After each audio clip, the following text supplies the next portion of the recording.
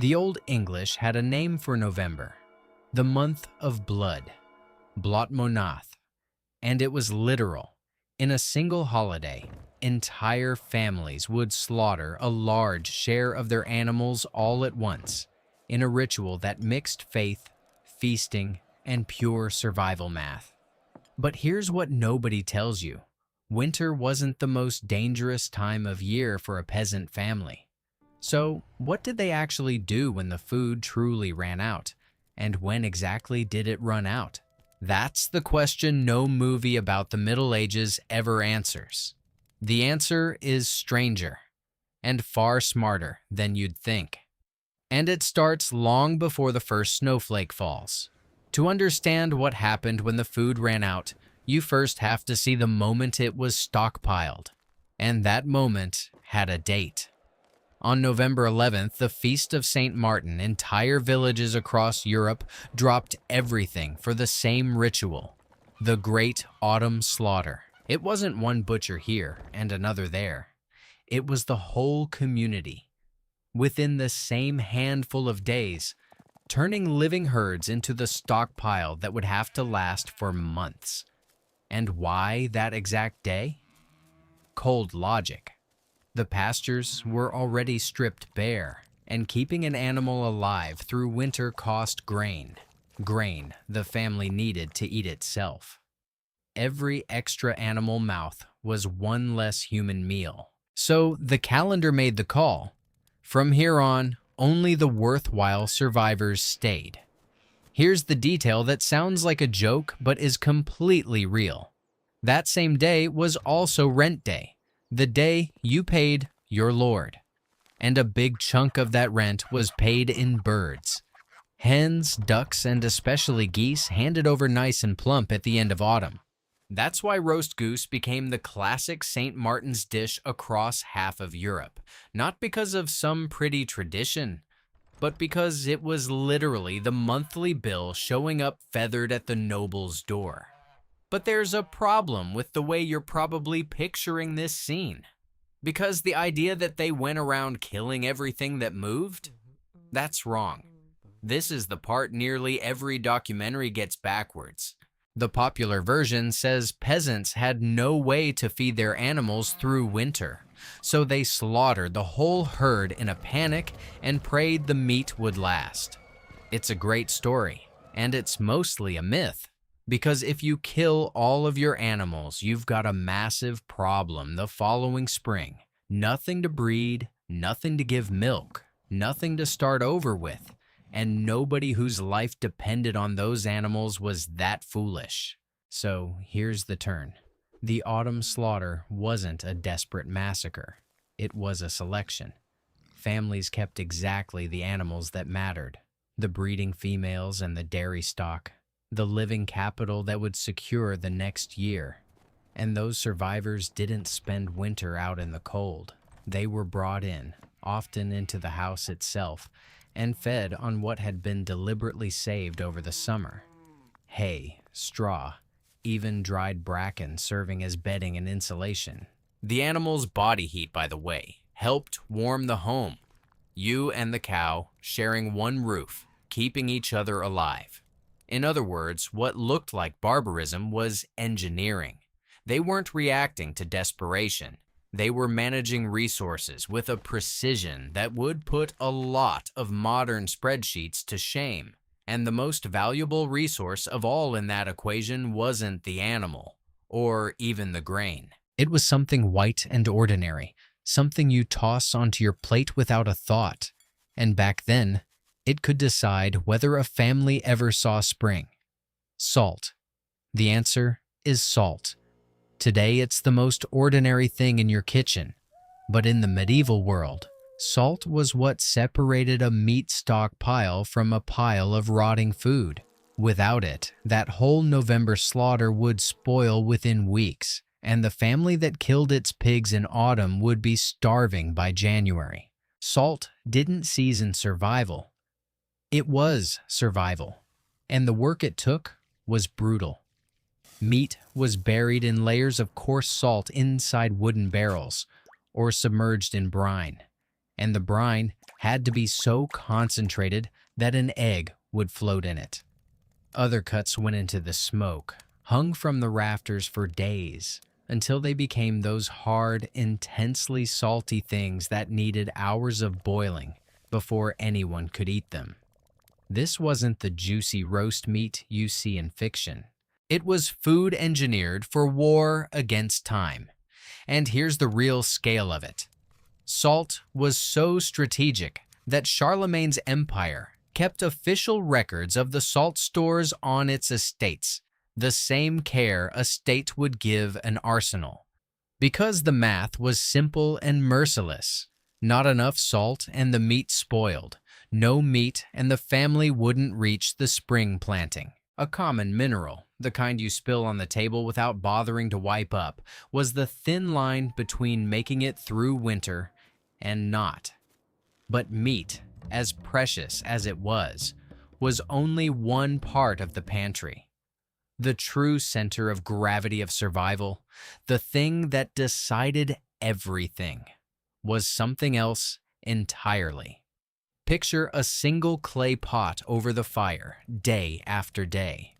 You throw in whatever you've got: barley, oats, dried peas, lentils, a chunk of root, maybe a scrap of that salted meat.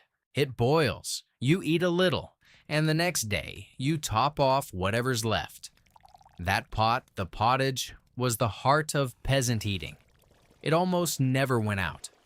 Roots were stored in cool pits dug into the ground. Dried peas, beans, and lentils gave protein when meat ran thin. But nothing, absolutely nothing, mattered as much as grain. And this is where the story gets tense, because a medieval family's grain wasn't simply food. It was several things at once, and all of them were fighting each other. Think about everything that pile of grain had to be. Part of it was tonight's dinner. Part was the rent owed to the Lord. Part was the seed, locked away for next year's planting, untouchable, sacred. And part, if there was any to spare, would become cash at the market. The same handful of grain was food, rent, credit, future, and memory all at the same time. And that's where the deadly trap lived. Eating too much now meant having nothing to plant later. Saving too much meant going hungry today. Every family lived on that tightrope all year long, running a calculation their own lives depended on. As long as the balance held, you could make it through. The problem is what happened when it broke. And there was a moment in history when it broke for all of Europe at once. Between 1315 and 1317, the sky simply would not stop raining. Soaked springs and summers rotted the seed before it could even germinate, drowned the crops, and kept the grain from drying enough to be stored. The harvest collapsed. Prices exploded. And that delicate balancing act every family kept on a razor's edge just fell apart across all of Northern Europe. It became known as the Great Famine. And now the story reveals its darkest detail. When the stores ran dry and there was nothing left to eat, families did the unthinkable. They ate the seed, that sacred grain, reserved for next season's planting, the family's entire future held in a sack. It went into the pot. Think about the weight of that decision. Eating the seed meant surviving a few more weeks today at the cost of guaranteeing hunger tomorrow. It was mortgaging next year just to avoid dying in this one. And this wasn't some isolated stroke of bad luck. The records show that between 1210 and 1350, around 23 of those 140 years had poor harvests, and nearly half of those were severe enough to become a genuine crisis. Famine wasn't one generation's nightmare. It was a guest that kept coming back again and again, knocking on the same door. But notice something that may have slipped past you. All of this, the rotted seed, the lost harvest, the hunger, wasn't happening at the depth of winter. It was happening in spring. And that's where this whole video's question flips inside out. Remember the start, when I said the most dangerous month of the year wasn't a winter month at all? Here's why. At the peak of winter in December and January, the pantry was still relatively full. The slaughter had just happened. The meat was salted in the barrels, the grain stored, the roots in their pits. Cold, yes. Starving, not yet. Winter, for all its brutality, was the chapter where food still existed. The real enemy came afterward. It has a name almost nobody knows: the hunger gap. It was the stretch between the end of winter and the start of summer, roughly March to June, when the stores piled up in autumn finally ran out, but the new harvest wasn't ready to be reaped yet. Empty pantry on one side, green and unripe fields on the other, and the family squeezed right in that crack. See the inversion? Winter didn't kill, because winter was the time to consume what had been saved. It was spring, the season we link with flowers and rebirth, that carried the real hunger. The most beautiful stretch of the calendar was, for a peasant family, the hungriest. The title's question, "What did they do when the food ran out?" only makes sense once you realize it ran out exactly when the world looked like it was coming back to life. And that hunger gap wasn't just a bad patch to get through. It was so central to medieval life that it shaped things you'd never connect to hunger at all: the calendar, the festivals, even religion. When survival depends on stretching one autumn's stockpile to the next harvest, your entire life becomes an exercise in budgeting. Think of it this way. It was like managing a bank account, where the balance had to last exactly 12 months, and there was no overdraft. Blowing the account didn't mean interest charges. It meant not making it to the next harvest alive. Every meal was a calculated withdrawal against a balance that wouldn't be topped up until far down the road.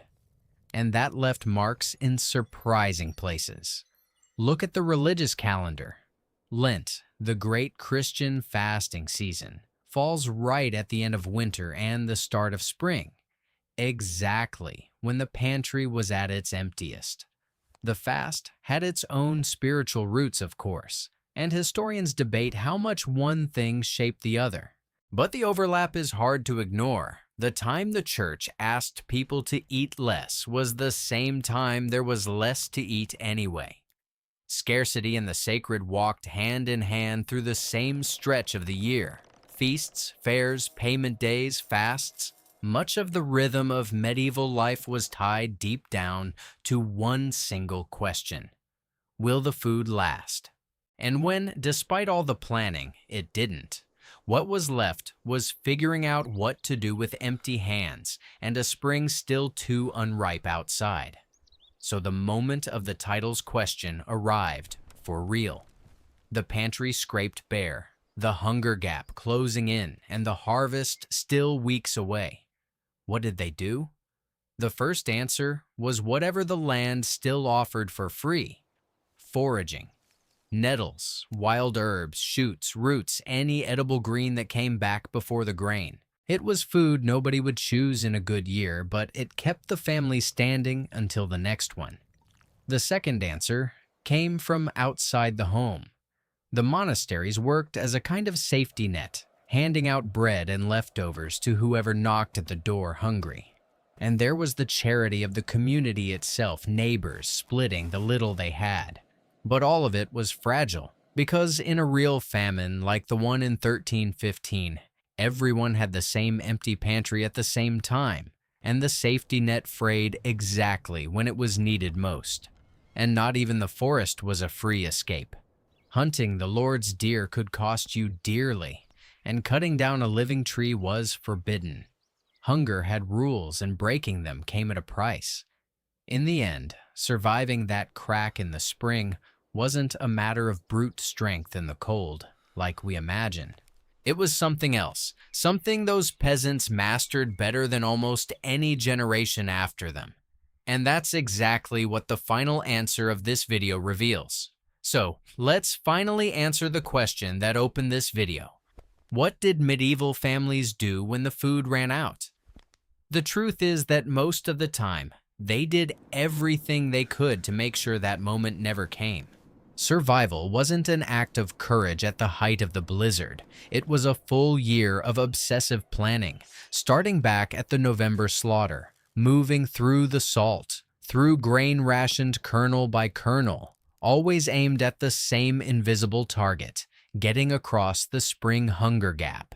And when, despite everything, the pantry scraped empty, they foraged, they turned to the monasteries, they split what little there was, and, at the edge of desperation, they ate even the seed of their own future.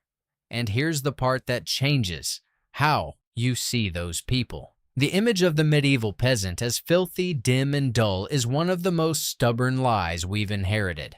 Because managing a single stockpile to last exactly 12 months, with no fridge, no store on the corner, knowing a single miscalculation meant not seeing summer, that isn't stupidity. It's a command of planning that most of us today, with the supermarket 5 minutes away, have simply lost. And it makes you wonder, how many of this week's meals did you put away last autumn? If the world's next harvest depended on what you'd managed to store and ration with your own 2 hands, would you make it through the spring? Maybe the real distance between us and them isn't the technology. Maybe it's the fact that they knew in their bones the exact price of every single grain. If you enjoyed this story, subscribe. There are plenty more where this came from. See you in the next one.